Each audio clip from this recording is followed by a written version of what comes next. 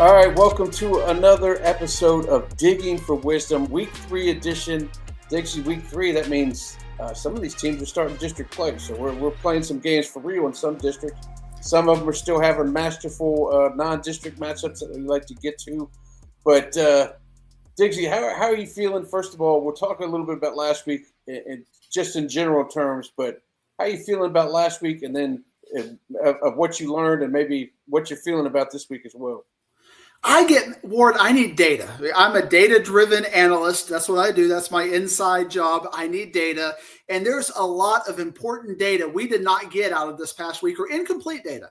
I mean, there was a situation where on the dump on Friday night, I had written off Saginaw. I was like, Saginaw and Boswell, they played. That game got suspended. Boswell was up on them. Saginaw, we're about to consider the shovel for them. But they went out on Saturday morning and they finished that game. And what happened? Saginaw came back. They won the wagon wheel. They took care of business. So there are a lot of games where you really need all 48. And you see it every week, Ward, when you're going out filming. I know you're like, this game's over. And then all of a sudden, you got to get the camera back on your shoulder because here comes a little bit of a comeback. Now, there are some games where if it's like 28-0, 35-0, like the Allen game was, I think, 38-0 at halftime. Yeah. I think you get enough data from that to kind of make a delineation on who's better and who's not better. But like Richland and Colleyville Heritage, I know the Colleyville Heritage, they're calling it a win. They're saying, hey, we won. But we saw Richland come back against Haltom 2 weeks ago, and we've seen Colleyville Heritage drop some fourth quarter leads in the past or have some fourth quarter meltdowns. That game against Anna last year in the playoffs was close, and then in the fourth quarter, all of a sudden I'm looking back, and they're down by 30, it felt like, in that game. Some teams need a full 48 to truly figure out what is there. And I think so it's hard for me to figure out what we're going to do. And then our coach is going to call it a win, a loss. I already saw the Plano West versus Pierce game. They called it a final. And now all of a sudden on the Dallas Morning News website, they call it canceled. I guess that coach is like, no, we're not going to count that. So it's a lot of coaching personalities trying to figure out, is this going to be a real game? Is this not going to be a real game? Because the coaches are on their own. The UIL throws their hands up and say, hey, decide what you want. It's non-district. I don't care. But just let us know what happens when district play happens. So, I called Coach Basil up over at Flower Man. So, yeah, we're definitely putting this down as a win. And there's a couple other coaches that I heard from other people say, hey, we're not counting it as anything. Of course, they were on the losing end at halftime. But and it's interesting how you say about you don't have enough data on your team. I know if Coach Tollison could have kept his Waxahachie boys out there longer, their offense was not clicking. They had the plays that were open. But Jerry Meyer was just off on the throws, and I even tried to – at one point they had a kickoff return, 3 and out, and a punt return for a touchdown. I walked by Jerry, and I was like, I guess you're never going to get to play because there's a ton of penalties, and he hadn't been on the field. And he gave me the stink eye. He gave me a dirty look, and he's like, I want to get back out there because I got to get this thing clicking. So you're right. They definitely didn't get their data points, but they jumped on the bus and headed home.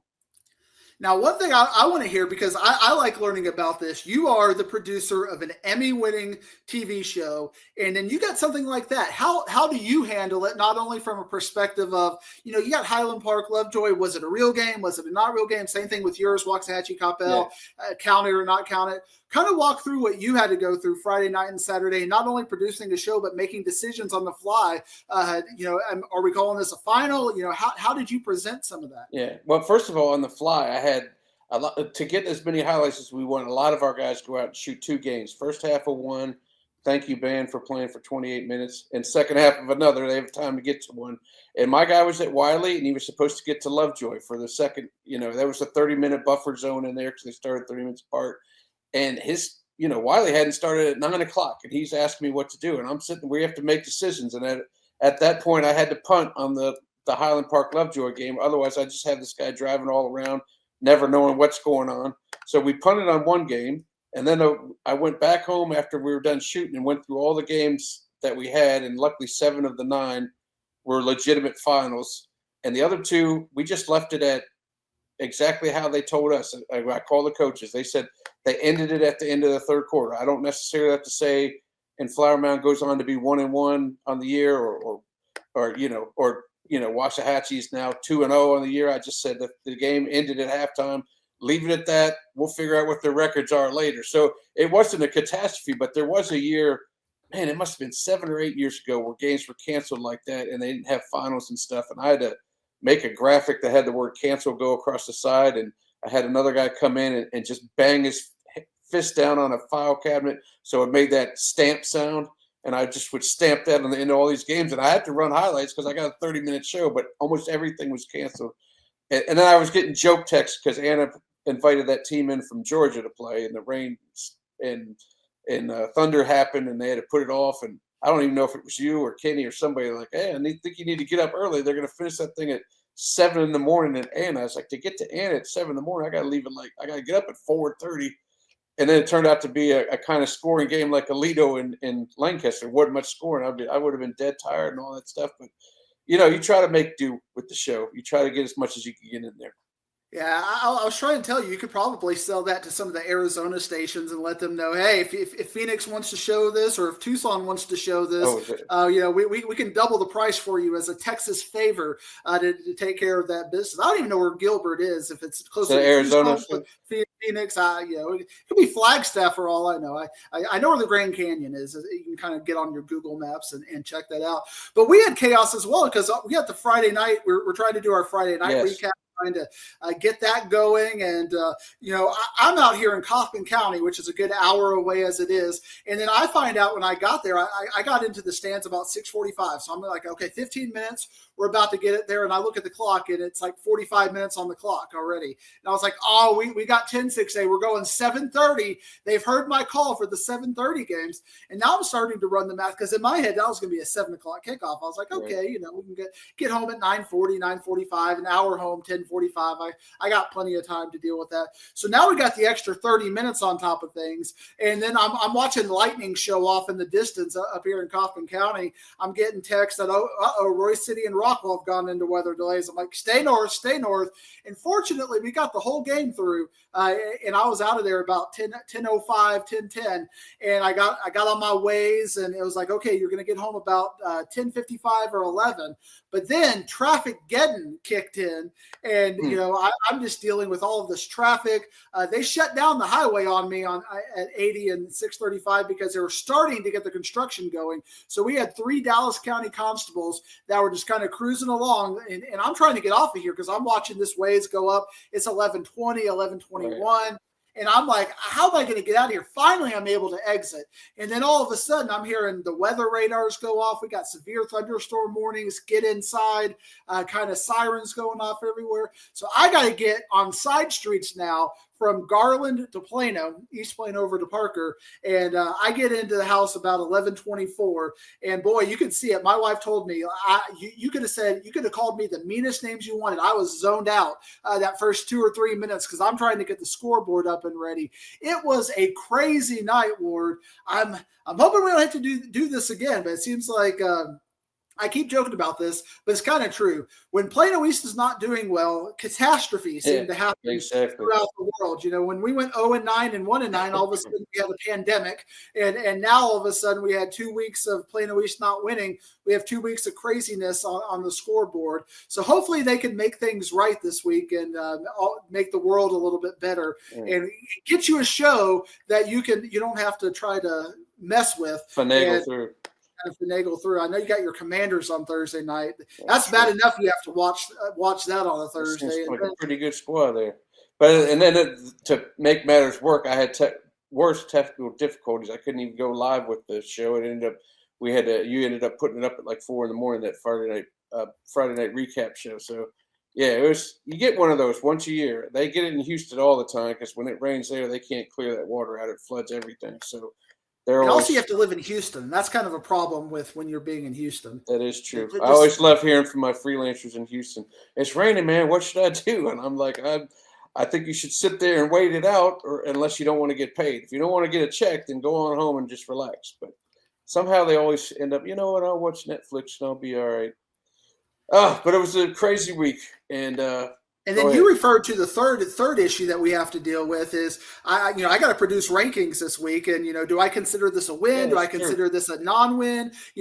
What am I going to consider this? I already got some of our pollsters who do the computer polls, like, hey, how far did this go? Because they have their own formulas and how they calculate things. And I'm sure we're going to be hearing feedback for the next couple of weeks. Oh, that game in week 2, we're really 4-0, not 3-1. Because we're not counting that game. As things get going. And there are some coaches who I think want the psychology of the loss. I bet the Cedar Hill coach wants that L because Coach Ward is like, guys, we got it taken to us. We got to be more physical. I want that L on our record, so you can think about that as we're getting into the District of Doom and trying to figure that out. So some coaches want that L and are using it as motivation factors, and other coaches are like, this didn't happen. We're not, in avoiding games. And I know there are some coaches who had no desire to hang out. I called out the Frisco coach because I don't think he wanted any of that Melissa Cardinal squad this past week. They were angry after their out of state tilt. They're trying to figure things out. So I think if you look at how that game went last year, I think they had a quick trigger. They didn't want to deal with that at all. And then you think about Duncanville. If they got any weather whatsoever and they had to stop theirs at halftime, they would have gone through the whole non-district without playing a single game. So they actually got their thing in, though, so that was good for them. Introduced us to Emmanuel Ellison, by the way. He's going to be a name to remember. We talk about all the receivers on that team, and the one we don't talk about is the younger one who might be the best of the bunch there. He really showed out in that game. But we played enough to get some flowers, didn't we? So let's take a look at some flowers. We did have some flowers, and I want to take us to a team you like to kind of give some baggage to over there in the HEB where game day productions are. Our friends at LD Bell. Well, not only is LD Bell 2-0, but they're doing it with style, and they're doing it at a state record level. And to kind of prove this to you, Ward, we got a little bit of a video we'd like to show here. What a 60-yard high school football field goal looks like. These are some flowers right here. Look at this. Look at it, right on the 50-yard line. It's easy in the pros, but at high school now, look at this. And he did it with. Look at that. With ease. Look, the little kid had to jump back a little bit to get it, man. And they got the guy back here who's ready to take it off for a 99-yard. It'd be 109 in the NFL, but 99 yards I think they call it 100 with football stats. He was ready for it. He's like, there's no way this guy's getting it. Get him back there. No, LD Bell going to kick a 60-yard field goal on you. Going to go out to West Texas and put it to the Bronchos. The Bronchos. They got the old Bronchos, yeah. The old Bronchos. I think the kid's name was Garrett. Garrett something. I forgot what his last name was. So you look up his name while I'm giving him the flowers. LD Bell. I still got you at 8th in district, but you're number 1 in our heart this week. I've got some flowers for you. And on our podcast that you perhaps did not get to see until 4 o'clock or the next day, that we did do live at the time, our very ending piece, we're getting through some of the 5A. I think we're at 5.5 AD2, and there was a score up there. And kind of to pull back the curtains, we have to take these scores verbatim off the Dave Campbell's website. And sometimes the Dave Campbell's website is connected to the Dallas Morning News and the Star Telegram, but sometimes they're connected to their fan app. So kids can get in there and change scores and whatnot. Check around. So we had Terrell and Frisco Heritage, and that was listed as Terrell 70, Frisco Heritage 14. And I said on the show, I think this is fake. I think this is a kid score that somebody came in there. No way Frisco Heritage was losing this game, much less losing this game by 56 points. And then so the very first thing when I got back on the computer, I Googled it, and this image came up. And I'm like, oh boy. I mean, Terrell 70-40. This game was 49-0 at the end of the first quarter, Ward. We're looking at could you get a third score number on that Terrell Tigers board? I don't think you could have gotten the third score. I think they had to call them off. Like, guys, we don't have the scoreboard for this. We can't keep going at a 49. We can allow you to do 3 more touchdowns, and then that's a wrap. And that's it.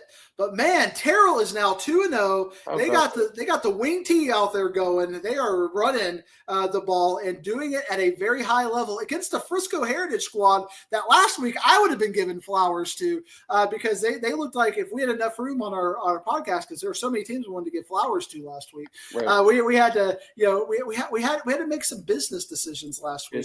Yeah, we did. And at the end of the day, Frisco Heritage was a team I was looking at maybe getting some flowers. So I I think saved you from that. the fates intervened. So we get to give Terrell some flowers this And you week. specifically wanted to give Frisco Heritage's defense some flowers. Yeah, maybe not. Maybe they're not looking that. good after when you play Greenville. It's looking good, but now Terrell comes into town. I put Terrell now as my number one team in 6-5A after Midlothian Heritage has had some problems. So man, congratulations to Terrell making me look bad. They love making me look bad down, as you call it, those country roads. So now, will we see the country roads go into Terrell now after we're seeing them playing some good football? I can take them off the roads. I'm going to put them in regular Metroplex highlights. We put them in regular highlights. By the way, the kicker's name was Grady Mitchum. Sorry about that. I don't know why I called you Garrett Grady. Go ahead. Do you have any more flowers to go? Getting the 60 yards there. I think that's all the flowers we need because we need to get to what people love, and that is the shovels this week. And we got to start with beloved Metroplex meteorologist Pete Delkus and throw up. This is like at 3 p.m. This video right here is what he posted at 3 p.m. saying the weather was probably going to look like. He was like, very minimal delays. Don't worry about it, guys. Y'all just go out there. And as the night goes on, things are going to get a little bad. If you look at this forecast, there's going to be nothing going on in the evening. There'll be some weather coming through. Yeah, right. And that looks like, okay, we can handle that. But now at 7 o'clock, Ward, what did it actually look like?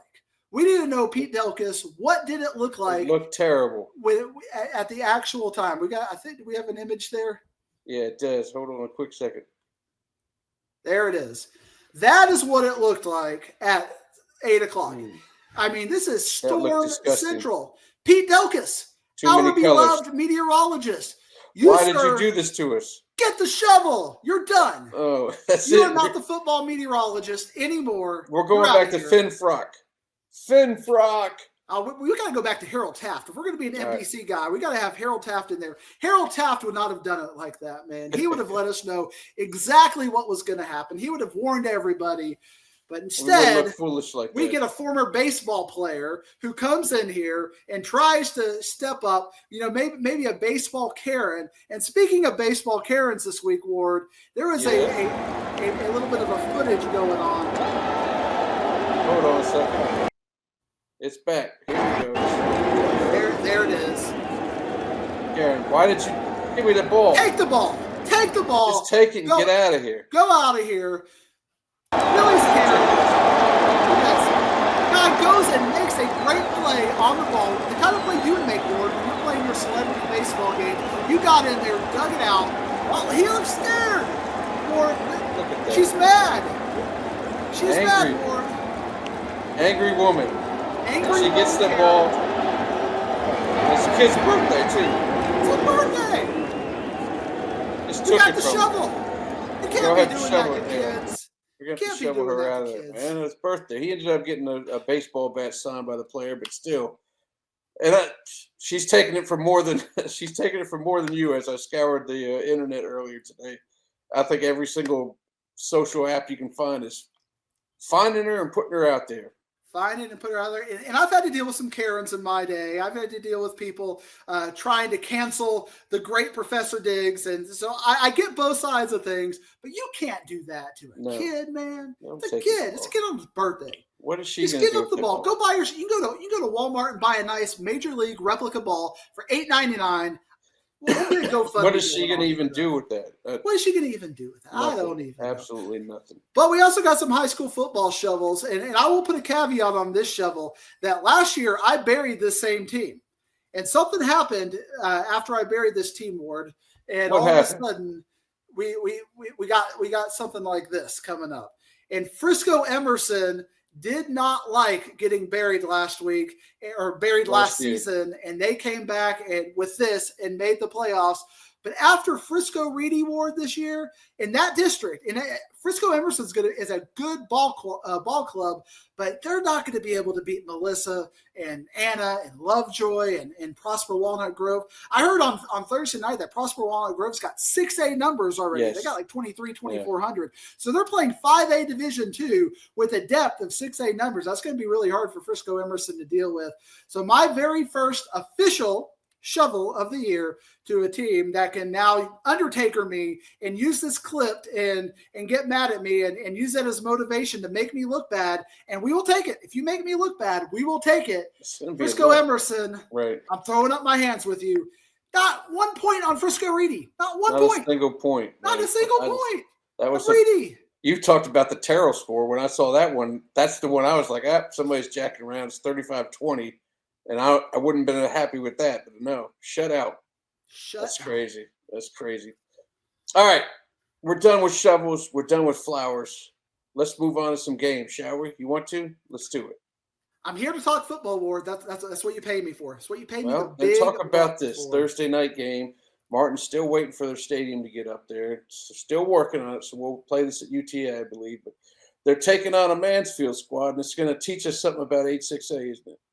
8-6A and 3-6A. 8-6A, 3-6A, 5-4A, 4-4A. It's going to teach us a lot about everything because Mansfield last week lost to Mansfield Summit.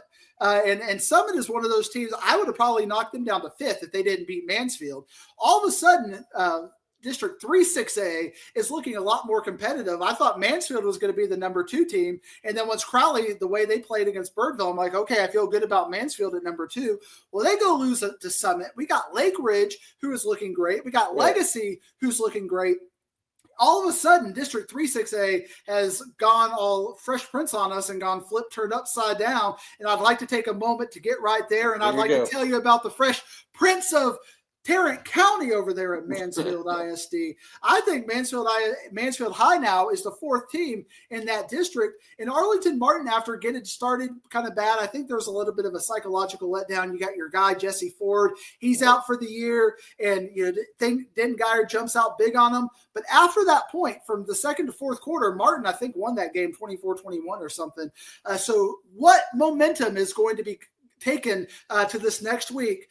I think it's a bit of an upset, especially the way I was talking about them earlier. I'm taking Arlington Martin to get off the schneid this week. I think they're going to – Mansfield just is so inconsistent and not able to get an offense going against a Mansfield Summit team that's a little bit offensively challenged. I think Martin's going to figure it out in this game. Now that they're not playing an elite team, they played Lake Travis. They played Den Geyer. These are very good teams. We've kind of seen what Lake Travis did against Rockwall. I think Martin's going to bounce back in a big way. Yeah, and I was at this game last year, and not a defensive moment was had in that one. I believe it was like 66-42 or something like that. It's a lot of scoring, but we'll see how it is over there at Maverick Stadium. By the way, UTA Maverick Stadium, they thought they were pretty much done with the high school football. All right, they all got stadiums now. We're good. Nope. We're coming back. Then all of a sudden, we're coming back. There we go. We're back. There's the UT Arlington Stadium manager right there saying, We're not done with that. We're back. All right, let's take a look at another Thursday game. One that I believe you'll be at. I think I'll send Ted there too. You guys liked Rockwall so much last Thursday. You guys can go back out there. I hear you got some good hospitality out there after we were worried about getting in or not, and they really came through for you. But they're taking on Louisville, so I'm interested in seeing that. I got to see Louisville last week, and that is a shifty back there in Tennell Hill, and they added a passing attack of 5 touchdowns out of Trey Williams. That's a pretty solid team.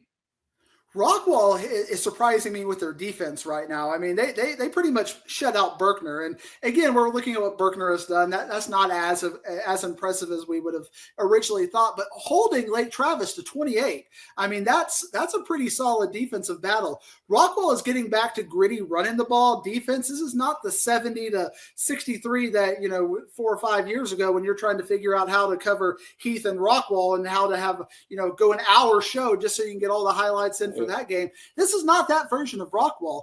Louisville, though, is looking good.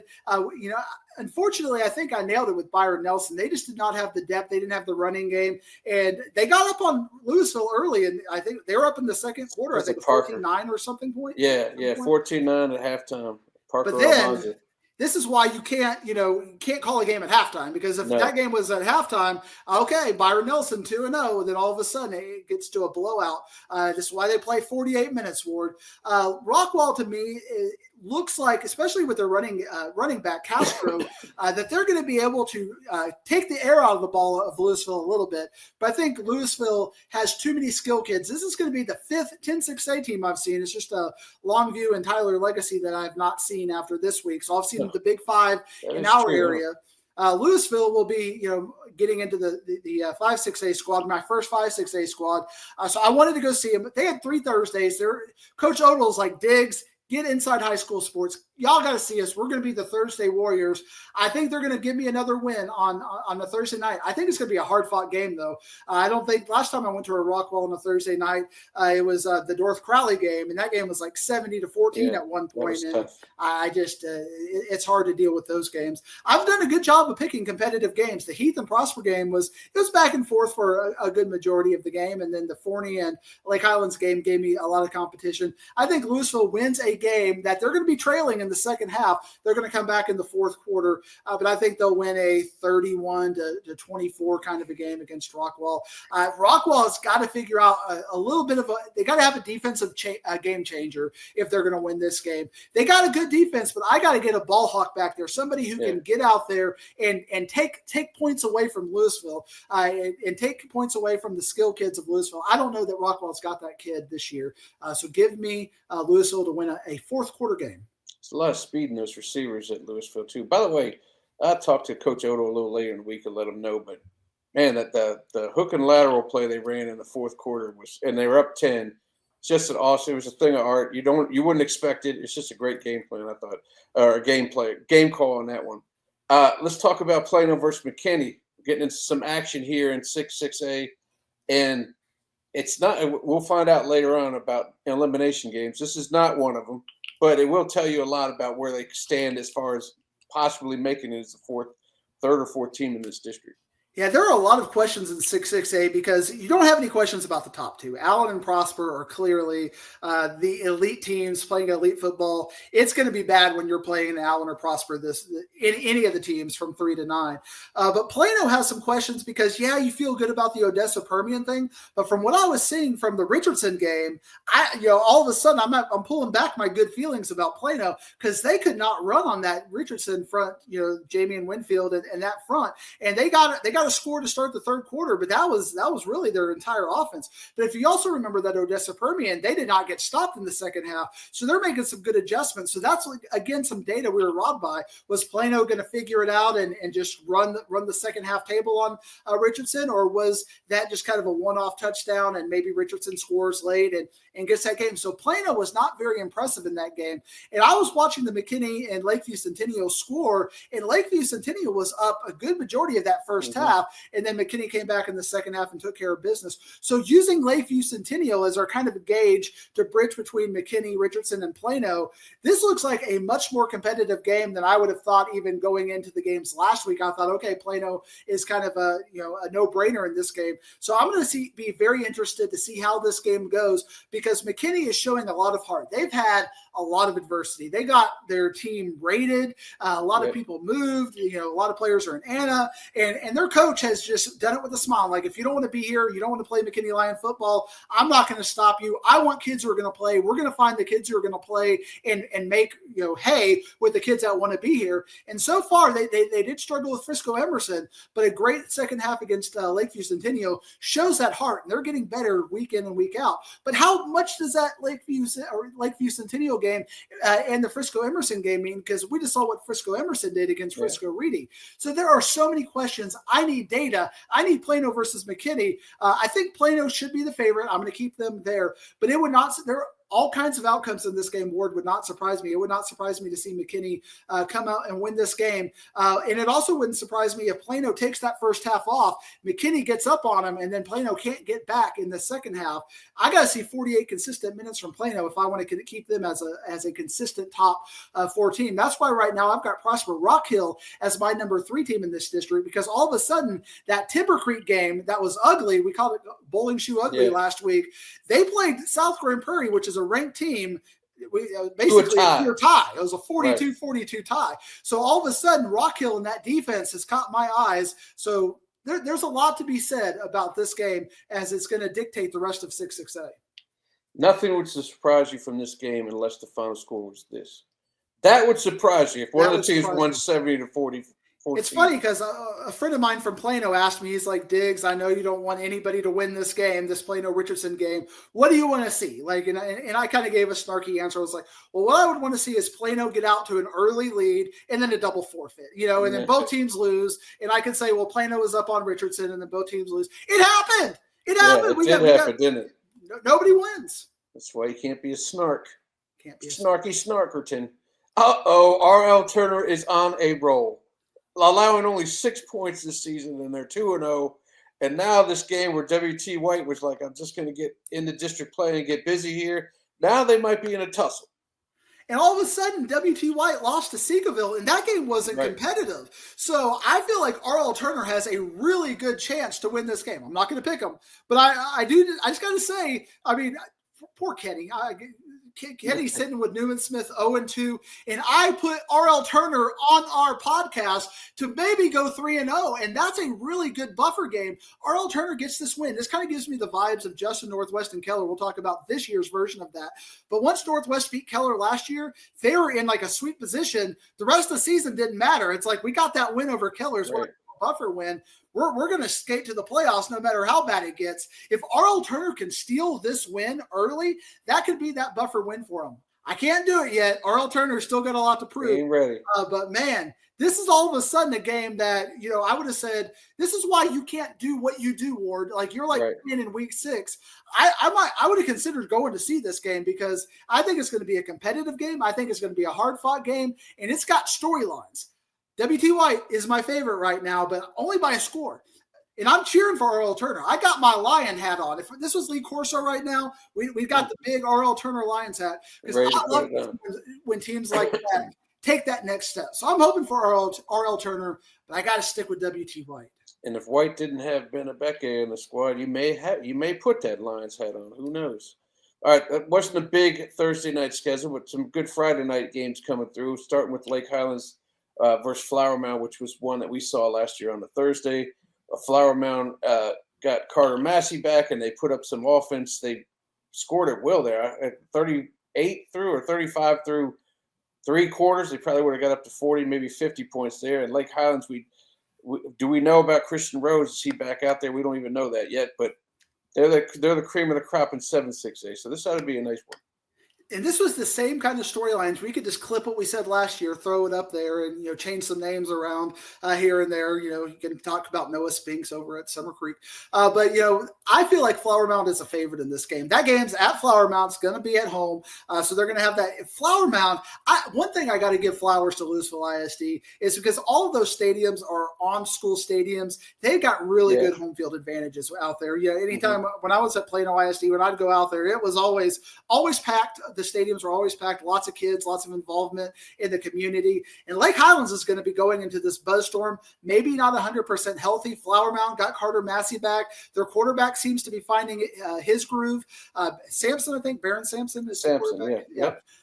Lake Highlands defensively against Forney had some questions, and I think Flower Mound, I always compliment Coach Basil and his ability to find 2 or 3 ways to exploit an opposing defense. They did that against Wiley. I think they're going to do it against Lake Highlands. Give me Flower Mound by a score. And this is a team that I still am not going to project any higher than 6th in their district, but they're going to be another district champion if you ask me.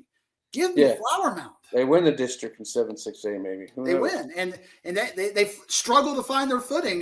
We got an 8-team district in 5-6A. That'll be starting up coming up next week. But man, Flower Mound has got a road. But all of a sudden, and I feel like I got to say this just now because Marcus was getting bodied by Arlington. I got some people who were texting me and like, Diggs, if that game would have gone 48, Arlington was going to beat Marcus. Yeah, I'm a little bit nervous about Marcus now. So Flower Mound.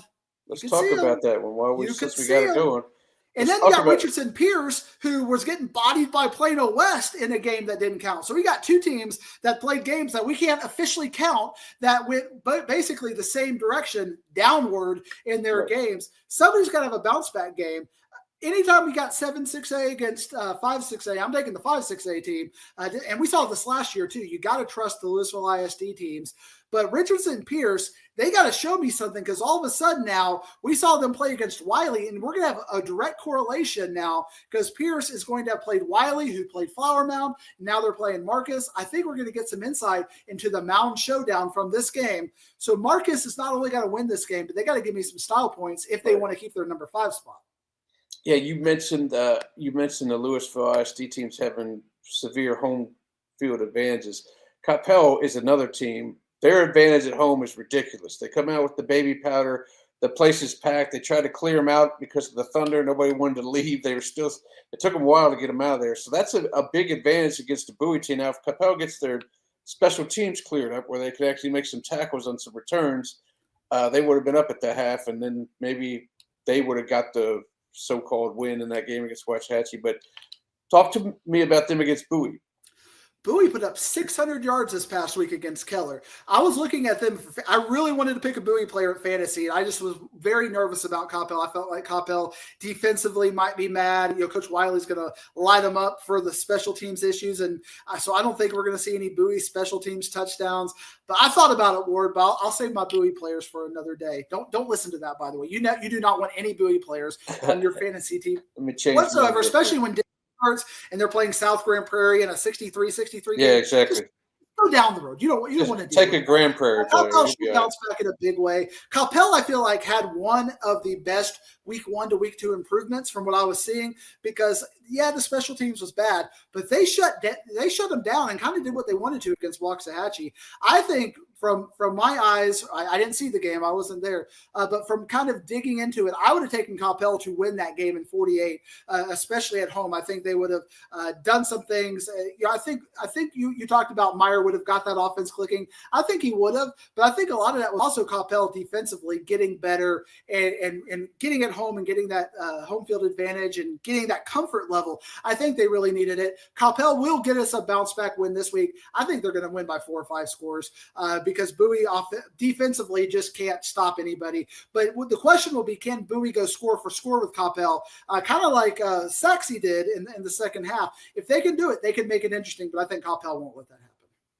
And then our final 5-6A squad is the big one here. North Crowley coming up to Geyer. Geyer, I don't think, hasn't put together a whole game yet. Maybe they can, but they're going to need to against North Crowley. I don't think North Crowley has either. So which one's going to play the whole game and get out on top here? That game was so fascinating between DeSoto and North Crowley. You have 2 top state ranked teams playing each other. That's always going to be fun, must-see TV. But they were playing chess with each other because DeSoto, we didn't know this going into the game. Either their quarterback got hurt or wasn't playing. We don't know the status of the quarterback, but he wasn't in the box score. And all of a sudden, Sirrod Baker is in the box score, and they start bodying North Crowley. It's like North Crowley wasn't prepared for this. And then North Crowley's looking at things, and how can we adjust? How can we make changes? And they pulled their quarterback and they put into Marcus Harris, and all of a sudden the run game takes off. Keontae Ingram, all of a sudden the passing game takes off. They outscored DeSoto in the second half by 3 scores and win the game a little bit more of what I thought they would if they were getting that for 48 minutes. So it was chess. It was Mathis and Gates playing chess, and I think that would have been fun. It went to midnight. They played chess for 2 days. So I feel like North Crowley is learning about themselves in real time. I don't know that Dan Geyer's figured that out about themselves. I feel like they're playing checkers right now. They're moving on the board. They're trying to figure out where their pieces go, but they're only moving in 1 or 2 directions, whereas we got castles going on over here at North Crowley, and the bishops going everywhere in the night, and we got some fun things going on. So I think North Crowley is going to continue, but I don't trust them enough to call it a big score anymore. Obviously, I thought that they're going to beat DeSoto big, and I feel like North Crowley is still figuring themselves out. Their identity is not there to where I can't say North Crowley is going to win this game by 40 or something, but I think North Crowley wins this game by 2 or 3 scores. Denton Geyer feels a little bit lost. Now, if Denton Geyer gets their identity back a little bit, maybe 1 or 2 score game, but North Crowley should be a big favorite. And I actually picked Geyer to win 5-6A at the beginning of the season here, and they haven't got their footing yet. So obviously it's not district play yet, so they got time to, but they better figure it out. All right. I feel like they're much closer to Hebron now than they were at the beginning of the season. And that's with Hebron taking a 28-point loss to Southlake and not really showing too much there. But I think Hebron, Oh, it's like we planned this, Ward. It's going to have a bounce back win against Lancaster. You think they're going to beat Lancaster? I'm tired of picking Lancaster. All right, I got to hear this. Week in and week out, I pick Lancaster. I get clipped. I get put on the internet for picking Lancaster. I'm going to start. I was thinking about having a brand new segment called Mean Tweets or something this week, where I can put all the Alito fans and the mean things they say about me when I pick them to lose. But they're right. I mean, Lancaster is got not a point, and not many yards either. Alito's defense is all world at this point. You know, we came into the season talking about Denton Ryan and their defense, but it's been Alito's defense that has been state caliber from week one. Shut out Lancaster. I think Hebron, after they got to face a good defense, and South Lake Carroll is going to bounce back in a big way. I think we're going to have some more scoring in this game, but I think Hebron wins this game by 2 scores. Hebron won this game late last year. I picked Lancaster in that game too. Yeah. Let me down again. I've learned my lesson. Give me the Hawks. Give him the Hawks. That's wild, man. I mean, that tells you a lot more about 7-6A as we keep going on it, because they had no problems with Jesuit, and Jesuit's probably looking at somewhere between 1-4, 1-2, 1-3 maybe. And now we have another 7-6A Richardson playing a suddenly red-hot Lake Ridge team that's pulled off 2 wins in a row, and they're rolling behind Jaden Cotton in the backfield. And Richardson, as you just talked about, they didn't really show all that much in their first 2 games. What do you have in this one? Yeah, fortunately, I think their defense has showed up in the first 2 games. So it would not be the week to take a fantasy player that's playing against Richardson, because that little Easter egg there, because I think Richardson defensively has done a good job of shutting the run down and keeping the big play from happening.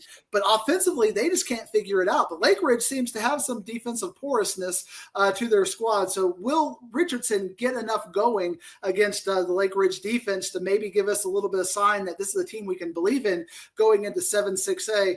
I believe in them enough to beat Lake Ridge, but it's not a very confident pick right now, Ward. I think we're going to see like a 15-14, a 17-14 kind of a game, low scoring, and just kind of a lot of mistakes, a lot of sloppy play. But Lake Ridge is one of the teams that has been impressive. They're on the cusp of getting some flowers. If they win this game, Ward, you can go ahead and pencil them in for next week. And unless they help a certain fantasy team over the juggernauts over here, then I might have to ignore them for another week. But Richardson to win an ugly 1-score game. Certain fantasy running back that likes to run behind the best lineman in the league, in the state. Felix. Oh, right. Felix. All right, we talked a little of this at the beginning. How many scores do you think Walnut Grove's going to win this one? Because that would be a good fantasy pick for somebody as Cam Newton, unless they're just sandbagging and wait until later in the year. But how much this Walnut Grove Emerson game, that's kind of the game that put Walnut Grove on the map last year, right? They started off district play by beating an Emerson team that we had a lot of faith in. Now we don't have faith in them, and we have a lot of faith in Walnut Grove. So what do you think here? But the problem with Walnut Grove is when you look at their opponents, Little Elm and Newman Smith, yeah, you look good. You get your feels there with those big wins. But how is that going to equate to a very top-heavy District 4-5A Division II? That's what I want to see in this game, because if Walnut Grove comes out and beats Emerson by 4, 5, 6 scores, okay, Walnut Grove, you've earned your flowers. You're there in the top 4. You've shown us what you need to show us, at least as bad as Reedy has. You know, I got to see that level of it. But if this game is a little bit closer than I thought, maybe a 1-2 score game, I'm needing to see the style points from Walnut Grove against a good team. Emerson is a good team. They got some offensive questions. They've got a very talented defense. Can they slow down Walnut Grove?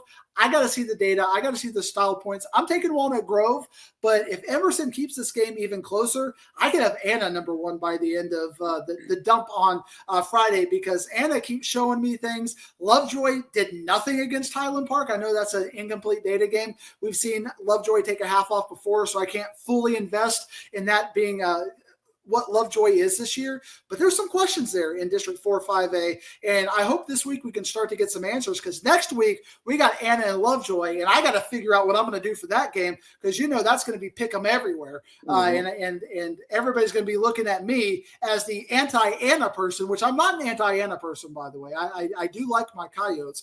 I just call it like I see it. If I think they're a third-place team, I think they're a third-place team. Coyotes think they're a first-place team. We'll find out. We will find out. You say you have questions about Walnut Grove, but I feel like they answered them last year, and not a ton of graduation. So I don't really care who they played the non-districts. It's the same guys that did it last year, and I'll have questions if they I'll have questions after this game if they lose or if they only win by a couple. But right now, I have no questions, none. All right, Red Oak and Cedar Hill. Cedar Hill, as you just talked about, took a half of a butt kicking. They didn't stick around for the other half, thanks to the weather. And how about Red Oak, man? What's your read on them yet? The biggest disappointment I've heard from the Allen fans was everybody was going to the game and sticking around because they wanted to see the Cedar Hill band. And I think them getting rained out, they didn't get to perform, was probably the biggest. Both sides were mad. Everybody wanted to see the Cedar Hill band. Let's give a shout out to the Cedar Hill band. That you keep Allen people in the stands through a lightning delay because they wanted to see you guys. Right. That's a shout out to my guys at the band director at Cedar Hill. Red Oak, very disappointing loss against Arlington Seguin. I think Arlington Seguin is for real, especially given that Red Oak beat Colleyville Heritage, and now we got Colleyville Heritage and Seguin in the same district. So that made me put Seguin over Colleyville Heritage because one team could beat Red Oak and one team couldn't. So Red Oak, after they slowed down Colleyville Heritage, could not slow down Seguin worth a flip in the second half, 41-34. I think Cedar Hill, though, is going to bounce back. We saw what they did against Midlothian, and this is our chance to calibrate 7-5A a little bit because Cedar Hill will play Red Oak and Midlothian, and they beat a Midlothian team pretty easily that came back and did what we call the triple option sorcery with our guy Bo Wendell throwing for 300 yards and 4 touchdowns out of the triple option. My God, he couldn't do that against Cedar Hill. No, I don't think Red Oak's going to be able to do it against Cedar Hill either. Give me the Longhorns in a bounce-back game, which, as you've kind of talked about previously, we think Cedar Hill's going to drop back and probably be in this kind of a district. Yeah, exactly. So kudos to Coach Ward for kind of getting some rivalries going on this 5A Division I, what that might look like going forward. Trying to figure it out, being there with Midlothian, Red Oak, Ennis, them types. Let's talk about a couple teams that decided not to play DFW ball last week. They both took trips to Houston. One got to play, but they ran into they were kind of set up there. Once Sock beat North Shore, they knew what was going to happen to them. That was Crowley because then they had to play North Shore at home, and they got beaten. Skyline never got their game in there with Fort Bend Marshall. So what are we going to learn from this one? I think we need answers from both of these teams. Skyline lost to North Forney 51-0. We didn't get their second game against Fort Bend Marshall. Correct me if I'm wrong, Ward, but they would have been a heavy underdog against Fort Bend Marshall. Yes, they would have. Yep. So it probably wasn't going to look great for them. Crowley, on the other hand, all of a sudden that Birdville loss looks even worse now that Grapevine, a team that just won their first game, and I think they broke a 12-game losing streak to beat Birdville, they're looking bad. So this is a chance, and if I remember right, Ward, last year, this game was very competitive. So some team is going to be a pretender coming out of this just completely like down for the count before their district starts. I think Skyline is gonna put one on Crowley this week and send Crowley 0-3 to district. I already took Crowley out of my top 4. I don't have them making the playoffs, Ward. If they want to get back into the playoffs, they got to beat Skyline this week with some style points. I don't believe in them, though. Do they still have quarterback issues there, or what's? I mean, I know they still everything got issues. Top. I hate to get a little taste of how good Crowley can be, and then they just drop right back down to struggling again. But it looks like that's what's happening. Caleb Williams was him. When you get Caleb Williams, he could do everything. I watched that Midland game, and I'm like, I picked Midland to win that game. And Caleb Williams, he said, I take personal objection to that. You got the Michael Jordan meme, and he took that personally, and he put it on his back. Crowley's got to find that guy for this squad because he's not there, and Antavius Ellis got to have somebody throw him the ball. Otherwise, you can triple cover him all day, and the rest of the team can't back him up. Yeah, you might see him playing for somebody else next year if that's the case. All right, talk to me about Arlington Lamar and Mesquite Horn. How do you feel about this one? This is another game that all of a sudden I think is going to be sneaky competitive. After kind of giving Lamar the business last week after they lost to Plano West, they gave Saxe an incredible game. Back and forth, they were winning that game in the fourth quarter at one point. Mesquite Horn was beating Berkner when that game got called, and they're beating him pretty convincingly. I think Mesquite Horn, these are both my 5th, 6th place teams in their district, so I think it's going to be a very competitive game. I think Horn's just got a little bit more athletic. I like the athletes of Horn. I think they're going to take care of business against Lamar. But if Lamar can beat Horn, then all of a sudden I'm going to really think about putting Lamar back into my top 4 in that district after taking him out, after perhaps giving them a hypothetical shovel at some point. I would have called them dead already. They're giving us not that. They're giving us the back. comeback. Arlington Lamar is ready. He's ready to fight for some of that. So Arlington Lamar has already showed me they've got the heart of a Viking right now because they played Saxe really well. I'm going to still pick against them. I'm taking Horn, but this is a chance for Lamar to show me something, make me look bad, and get back into things. Yeah, let's talk about this next one because South Grand Prairie offense did not have any problems, but they ended up in a tie in their last game there. And in Mansfield Legacy, it's funny you picked Harrison as your running back. I never hear from anybody from Legacy at all, and out of nowhere a DM comes through from Jawan giving me his stats for the game. And I was like, I haven't heard from you all. So these guys are watching to see who you're picking for fantasy. It helps that we put up a graphic during the week as well. But he wanted the people to know that Diggs stood behind him, and he was going to stand up for Diggsy. What's he going to do against South Grand Prairie? I think he's going to have a big game against South Grand Prairie. The question is, can that defense step up and do anything? I think if you want highlights galore, go film this game, Ward. I think you're going to have at least 15 touchdowns in this game. I think South Grand Prairie just has a little bit more talent. My guy Harrison, he's going to get his numbers. The quarterback's going to get his, but the defense is going to have to step up. But I could easily see, especially as bad as 8-6-8 has been in non-district games, I could see Legacy all of a sudden making a statement win against South Grand Prairie, which still might not change anything. I think 8-6A, they play bad non-district football. We see it week in and week out. They play the 4-6A teams. They all, like the Timber Creeks and the Kellers. They all seem to win these games. They play the 5-6As, the Flower Mounds, and the Marcus Bowie did get a win over Flower Mound, but Flower Mound got their lick back against Wiley. They're mad about that, and that was a Carter Massey-less game. Mm-hmm. I think if they had Carter Massey, that could have been the difference in that game. But give me South Grand Prairie 49-42. Yeah, 7, 8, and 9, 6A are not making me feel like we're going to see a state champion come out of those districts. All right, let's go to Burleson Centennial and Ennis. Ennis, as you tell me, as you just said, it came off of a horrible loss to Midlothian. Burleson Centennial, at some point, they're going to have to – I just looked at their schedule. They're going to be going to play Fulshire, another Houston team in Temple somewhere. They got to pick up another non-district game. There's not that many teams in that district. How do you feel about this one? This game kind of reminds me a little bit about Plano East. I'll tell you what I mean, Ward, because when I'm trying to analyze Plano East, they played two really good teams in Royce City and North Forney. They got it handed to them both games, but then you've got every other team in the district that has good wins and more competitive losses. And that's kind of what reminds me of Ennis, because Ennis has played Waxahachie and Midlothian. That's punching over there. That's 6A and 5A Division I. This is 5A Division II. So Ennis now is going to get a struggling Burleson Centennial team that finally got a win against Arlington Sam Houston. These are two teams trying to find themselves. I'm very interested in this game because this could go multiple ways, but if you remember in the Campfire Award many months ago, it feels like, when we were talking about Ennis, I talked about Coach Drake and the toughness I thought he was going to bring to this squad. And in Midlothian, even though they lost pretty badly, they kept fighting. They kept going score for score, and they got in the 40s. This Midlothian got in the 50s. I think Ennis is going to beat Burleson Centennial this week, and I think that's going to be their introduction to the 6-5A, which is all of a sudden looking really good with Terrell and Midlothian Heritage and Crandall and Kaufman. Somebody's going to get left out of that district. So Ennis could be that team. They got to beat a team like Burleson Centennial to show me that it's not going to be them. Excellent. Yeah, that is going to be a fun district there, especially if Midlothian Heritage is really not showing much to us. I mean, Zacho Davis hadn't really showed us all that much in those first two games. And then if we see this here, I'm actually trying to pull up the Terrell app. Yeah, Terrell. There it is. We see that. Yeah. Now, if we see that in 6-5A, they're not going to get cameras out there. We can't be having that for the. We did that once last year with Rockwell and North Crowley. I'm not doing it no more. I can't go to no more 70-point games. This is the last test for South Oak Cliff, and we talked about this.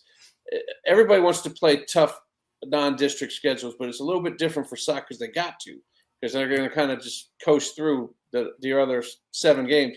They're playing a Longview team. They're bringing in a team that has their coach on the men there fighting cancer with Coach King, and hopefully, as we talked about before, hopefully that works out for them. So there's a little emotional thing. But when Longview comes to town, it's either Kincaid or Mesquite Memorial, one of them 2 stadiums, and they're just going to fill it out nicely. South Oak Cliff's got to deal with a little injury to Mikhail Trotter. Who knows if he'll be back? But they did show some fight in that Duncanville game. Came back, only lost by a score. But talk to me here. They did, and they also showed me they've got running back depth because you saw Mikhail Trotter, he got hurt. Levon Morton, Torrin Teague stepped up. Jaden Williams was more confident in the pocket against a really talented. When you got that Duncanville defensive line pressuring you every single play, and you still have the ability to step back there and make throws. Yeah. I'm not saying anything bad about Longview. I'm just saying Longview's defense is not Duncanville's defense. So I think that it's going to slow down for them. And that's what they wanted to do. That's kind of the Coach Todd mentality, is that we're going to speed things up as fast as we can for the first 3 weeks, because it's going to get really slow when we play into district. So you remember that speed when it's time to play in the playoffs.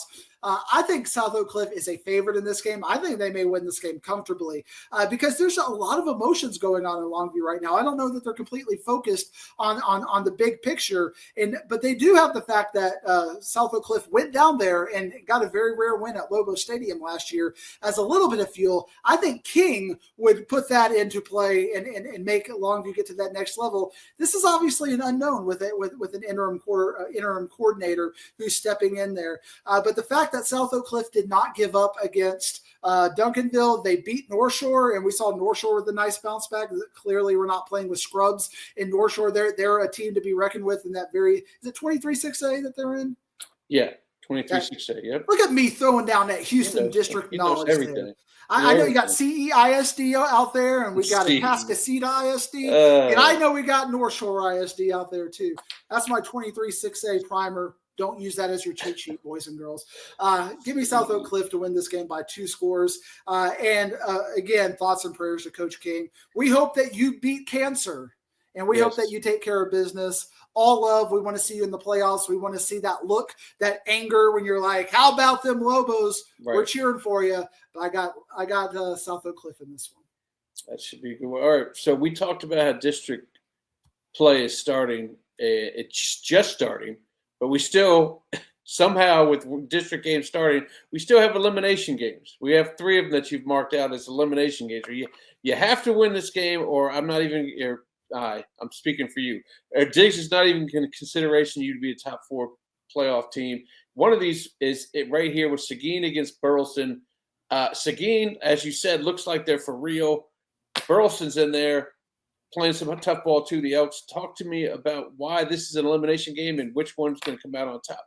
All these districts that we're going to talk about that have elimination games have really good teams in the middle of the district. So if you lose a game early, then you're going to beat an elite team to kind of get that back, or you got to beat 2 elite teams to overcome that. And sometimes it happens. Frisco Emerson was able to do that last year, but it's hard to do that. It's hard when all of a sudden you're looking at, you got to beat Argyle and Mansfield Timberview to get back into the playoffs situation.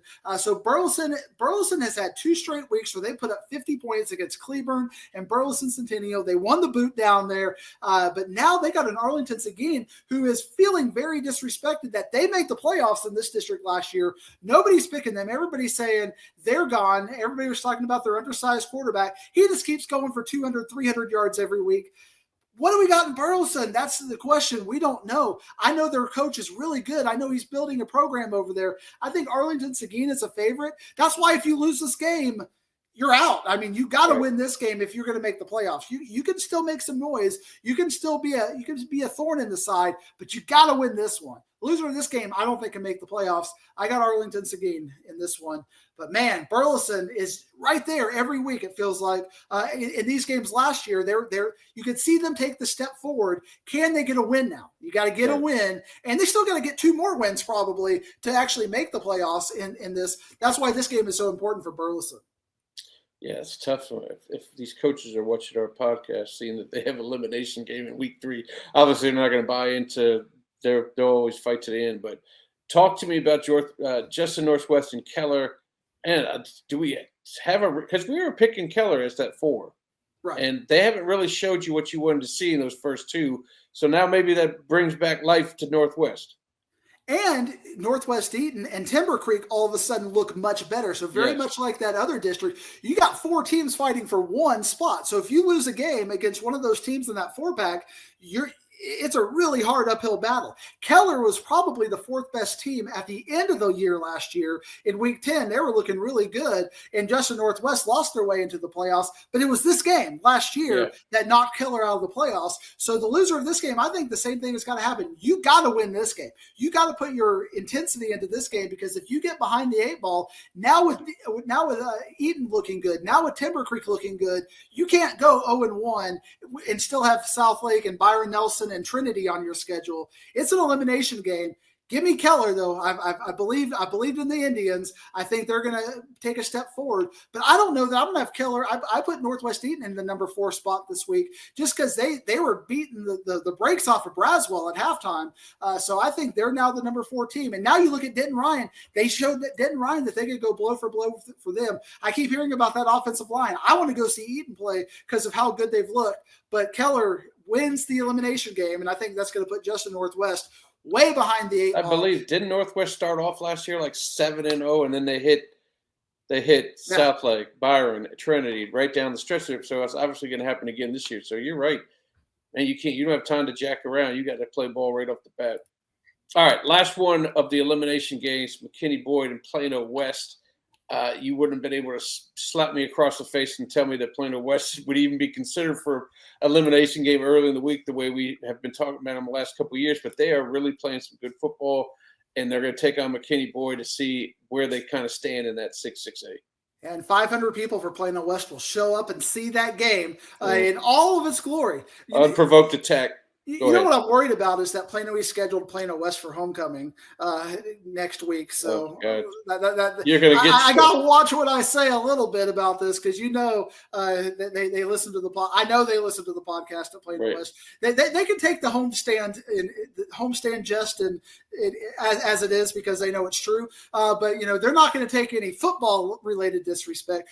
This game is it's an elimination game. I remember Coach Benedetto in several interviews was talking about 3-9. He kept talking about 3-9. You could just flip them up, and any team could go from 3-9. And you saw it this week, because I took Plano East. I had them at 3. I've got them at 9 right now, because they got to show me something to win a game. And I don't think there's going to be a team that doesn't win a district game in this 3-9. I think somebody's going to win every single game, which is why these elimination games, and you could say the same thing about Princeton and Plano East being an elimination game. If you get 0-1 early with Allen and Prosper, it puts you so far behind the 8 ball, it's going to be hard to come back.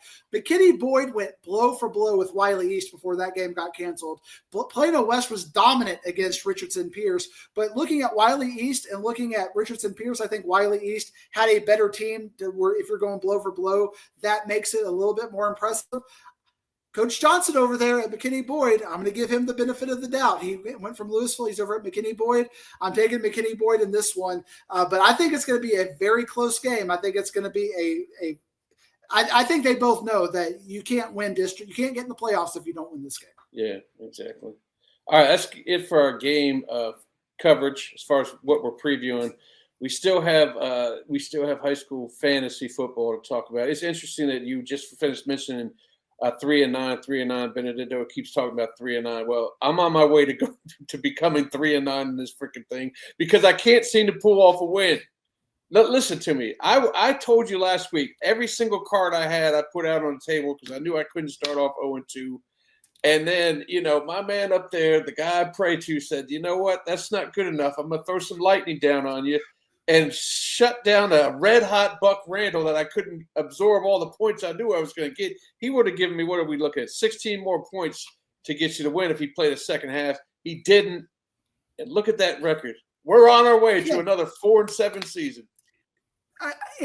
We'll pull back the curtain a little bit. I believe this should have been canceled, because we had two different issues in this game. We had the fact that your guy, Buck Randall, who had 250 in the first half, Didn't get a second half. I lost a half to with Caleb Smith, but he only had 55, and usually your wide receiver is your third best producer. You got to get the big points in the quarterback. And I got 400 or 393 or whatever we got with Imhoff because he got some rushing yards that took him away. That's the bulk of my yards right there is that guy. And you got Jaywan Harrison talking to you about his stats. I had to go find his stats on Max Preps because the Morning News wasn't giving us any, but I didn't know that he was giving them directly to you. But in doing that, I was like, well, let me go make sure what the other stats were. And all of a sudden I go to Holtum and they had their stats in there and they were different from what the Morning News said. But the Holtum stats, when they're on Max Preps, they're directly entered by the coaches. So the coaches watch the tape and put it in there, which can be different. But Jalen Lott was identical. The Max Preps stats and the Morning News stats were identical.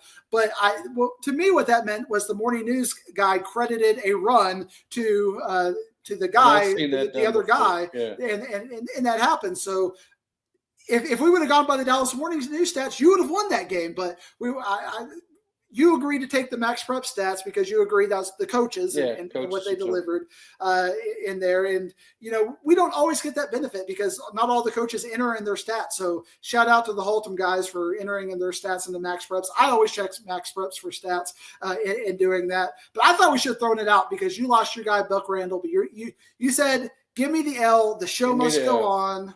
It has to go on. And the only thing that really hurts me about that is that was my chance to use Buck. And I can't use them again, and I couldn't get it. Maybe I can use them for a half. Can I split up? Well, that would make the whole thing confusing. I would use one of the halves of Buck Randall and a half of another guy. That would be. It'd have to be the second half. I'm going to give you. Let's make an on the air. I can use Caleb Smith one more time. You can use Buck Randall one more time. Okay, let me do some typing here and change my quarterback this week. All right, not this week, but at some point. Not against Jesuit. We didn't talk about Highland Park Jesuit for a reason because Jesuit is playing some 7-6A football right now. They struggled against New Orleans Jesuit. They started out with a bang, but then New Orleans came back. But I agree. You should be able to use Buck. I should be able to use Caleb for a full game. There's a couple. We'll do that. Couple of games that we would normally have on it that we wouldn't, such as Byron Nelson and South Lake Carroll, because South Lake Carroll's just on another level. I sat there and thought about it before you jumped on this thing. You look at, and it's week 2, you look at 6A Division II, and you get to the regional finals here.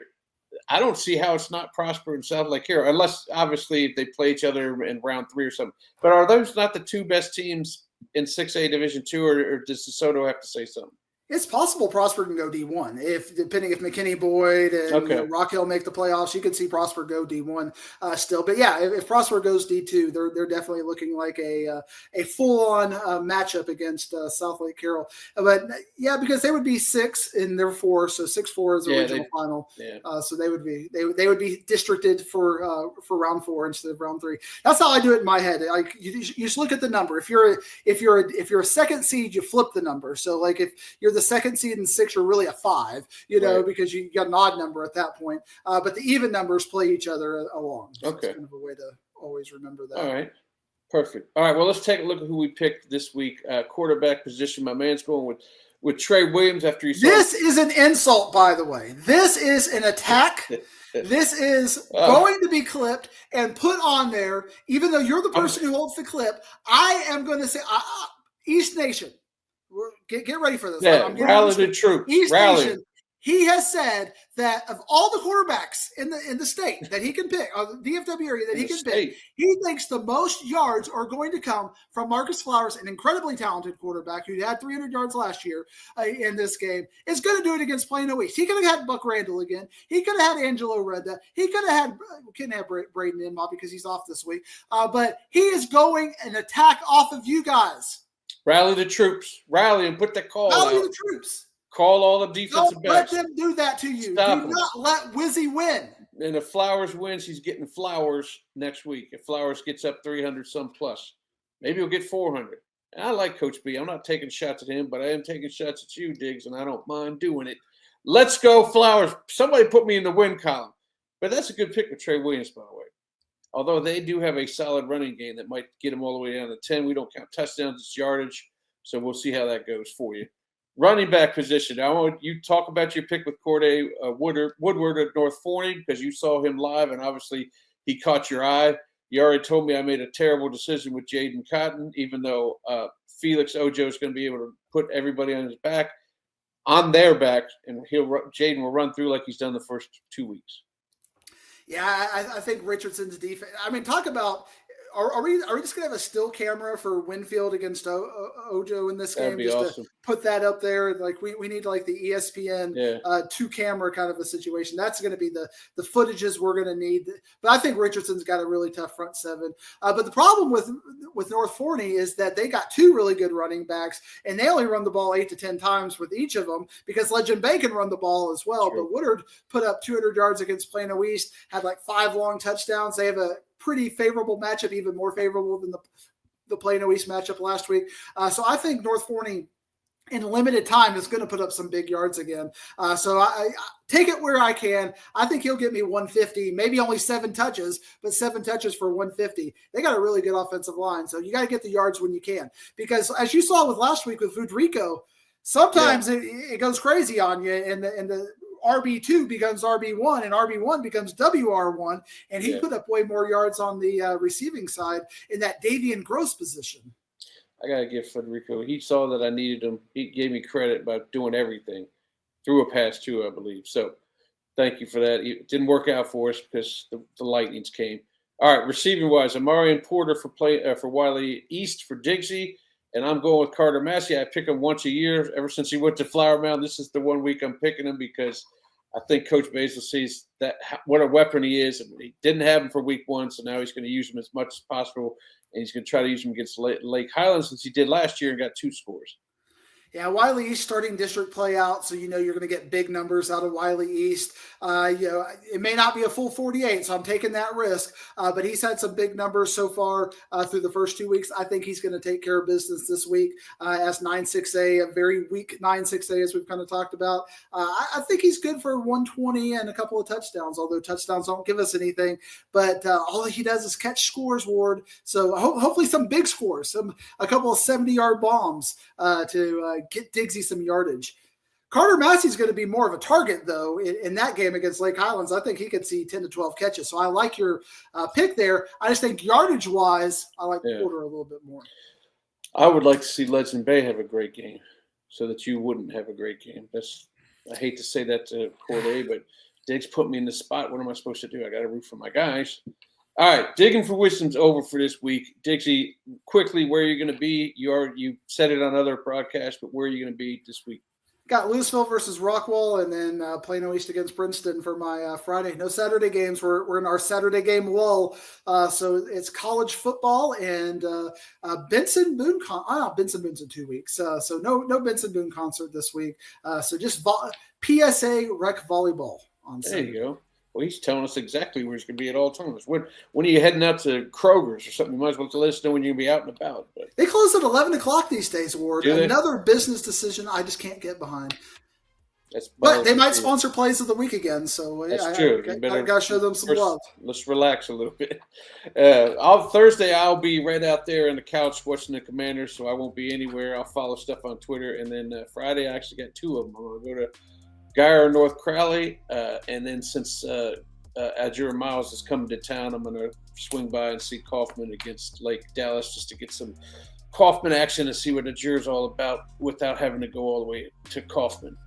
So that's country roads. Country roads. All right, Diggsy, I appreciate it. We'll see you. Hey, Friday night recap. We're going to have it straight this week. We're going to both get back in time. I'm going to have the live stream going. You're not going to have to watch it the next day. It's going to be sweet. Y'all can get the comments in. It'll be great. Yes, we'll be talking about 70 to 14 games. Diggs is having fun right now with his new little buttons. Well, all that stuff's going to be happening. And we guys will see you. If you really want to have fun, what you have to have the fun for is how I'm dancing after going 2-0 Don't worry, against we're the on Wizzy. camera. I got it. It's the dance. Why does Nolan have to dance? He didn't have to dance in that thing. All right, Diggs, I'll catch you.